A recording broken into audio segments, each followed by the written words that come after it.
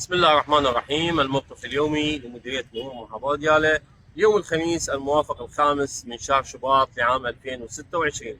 حركة السير والمرور حركة طبيعية مع وجود بعض الكثافات في بعض الساحات والتقاطعات، وبالأخص في مركز المحافظة في مدينة بعقوبة. مفارزنا باشرت بواجباتها الاعتيادية منذ ساعات الصباح الأولى. القطوعات لا توجد. الحوادث أيضا ولله الحمد لم يتم تسجيل حادث خلال 24 ساعة الماضية. الحالة الجوية الطقس مشمس ودرجة الرؤية جيدة جدا.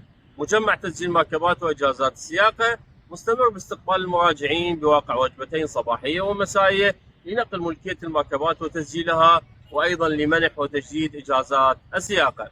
الوصايا والإرشادات التي نؤكد عليها يوميا وللأسف لا يوجد التزام بها من قبل بعض مستخدمي الطريق، وهي الالتزام بالقوانين والأنظمة، وبالأخص الابتعاد عن قيادة المركبات بسرعة تزيد عن الذي حدده القانون سواء داخل المدن أو خارجها.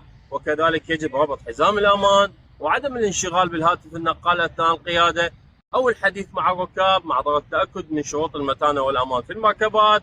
وكذلك يجب الانتباه لمفاجآت الطريق والإلمام بأسبقيات المرور للحفاظ على أرواح وممتلكات الجميع.